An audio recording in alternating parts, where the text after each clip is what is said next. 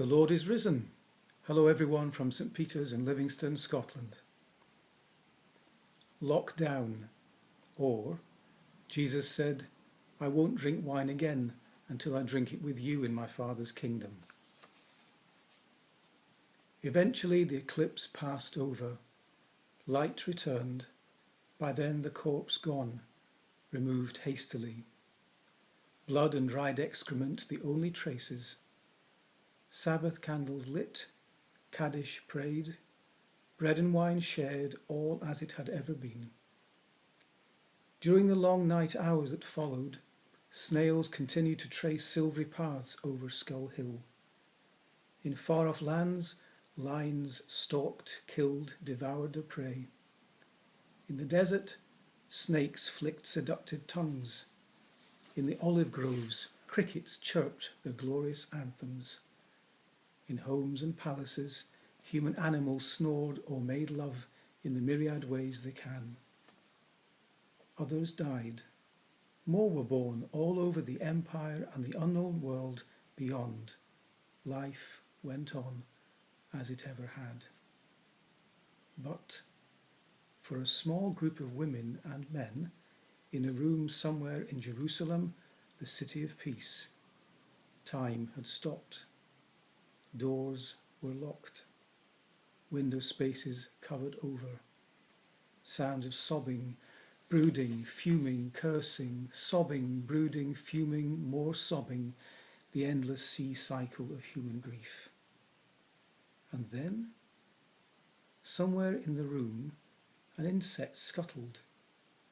Oil lamp sputtered. The sound of a door creaking open, very, very slowly, and click-clock shut again.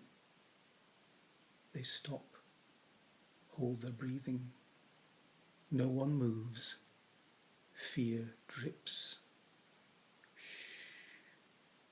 And then a glorious smiling face with its own inside light turned brightly on, and a rich voice. Who's for a drink? What did you imagine he might have said?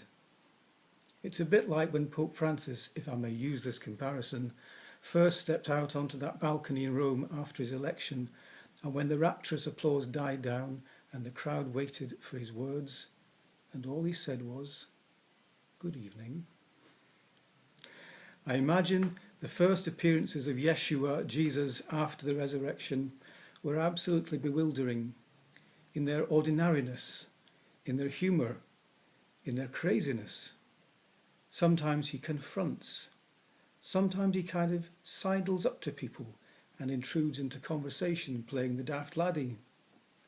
I find it not very pastoral how he breaks in to disturb those already disturbed with grief and fear, almost with a kind of smiley, syllable-black, surprise, surprise. And so it continues 2,000 years on. He still crops up in the places we might least expect. He still appears to people and in the most unexpected ways and guises. The resurrection stories tell us he's a bit of a master of disguise. Watch out. Locked doors will not keep him out. May the risen one always surprise you. May the risen one surprise you with his amazing love.